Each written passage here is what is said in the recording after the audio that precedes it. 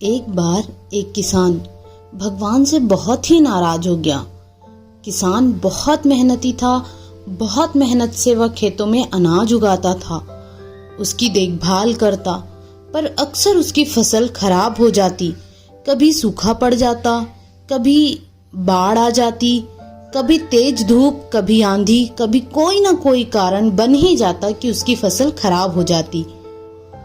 एक दिन वह किसान गुस्से में आसमान की ओर देखकर भगवान से कहने लगा, हे ईश्वर, आपको लोग सर्वज्ञाता मानते हैं कि आप सब जानते हैं, कहते हैं कि आपके इच्छा के बिना एक भी पत्ता नहीं हिलता। पर मुझे तो लगता है कि आप छोटी सी छोटी बात भी नहीं जानते। आपको तो ये भी नहीं पता कि खेती बाड़ी कैसे करते हैं। अगर आप जानते होते तो हर समय जो बाढ़, आंधी और तूफान आते हैं वो कभी नहीं आते। आप नहीं जानते कि कितना नुकसान उठाना पड़ता है हम किसानों को। यदि आप मेरे हाथ में यह शक्ति दे दें कि जैसा मैं चाहूं वैसा मौसम कर दूं, फिर आप देखना, मैं अन्न के भंडार लगा दूंगा। भगवान इस किसान के तीखे वाक्य सुनकर मुस्कुरा रहे थे और वह किसान के सामने प्रकट होकर बोले, मैं आज से तुम्हें यह शक्ति देता हूँ। तुम अपनी खेतों पर तुम्हारी जैसी इच्छा हो वैसा मौसम कर देना। मैं बिल्कुल भी दखल नहीं दूंगा। तुम्हारी इच्छा से सब कुछ होगा। किसान बहुत खुश हो गया। किसान ने गेहूं की फसल अपने खेतों में बोई। जब उसे लगा कि खेतों को धूप चाहिए तो खेतों को धूप मिले, जब पानी बरसना चाहिए तब पानी बरसा। आंधी, तूफान, बाढ़ कुछ भी उसने अपने खेतों पर आने नहीं दिया।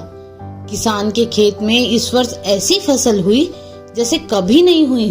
हरी भरी लहलहाती फसल। मन ही मन वह बहुत खुश हो गया और सोचने लगा, अब सबूत के साथ दिखाऊंगा भगवान को कि इसे कहते हैं शक्ति का सही उपयोग। मेरी सफलता देखकर उन्हें अपने नियम जरूर बदलने पड़ेंगे।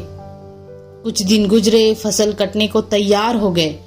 किसान बहुत उत्सुकता के साथ फसल को काटने लगा, पर जैसे ही उसकी नजर गेहूं की बालियों पर गई तो उसने अपना सिर पीट लिया और रोने चिल्लाने लगा।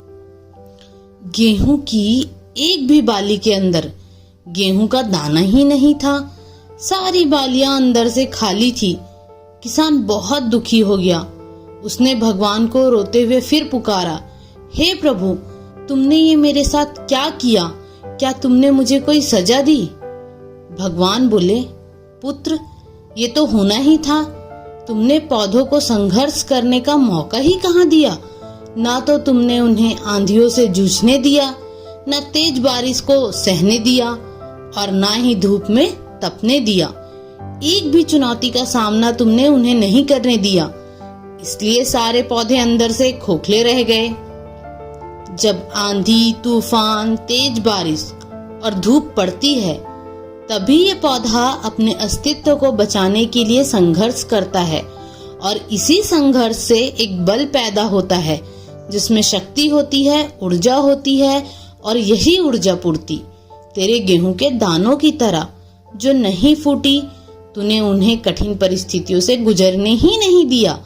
जहां उनके अस्तित्व का जन्म होना था, सारी बालियां इसलिए खाली है, इसमें एक भी गेहूं का दाना इसलिए नहीं है क्योंकि तुमने अपने पौधों को संघर्ष कराया ही नहीं। याद रखिए, स्वर्ण में सवर्णीय आभा तभी आती है जब वह आग में तपने, गलने और हथौड़े से पीटने जैसे संघर्षों से गुजरता है। कोयले का टुकड़ा हीरा तभी बनता है जब वह उच्च दाब और उच्च ताप की मुश्किल परिस्थितियों से गुजरता है।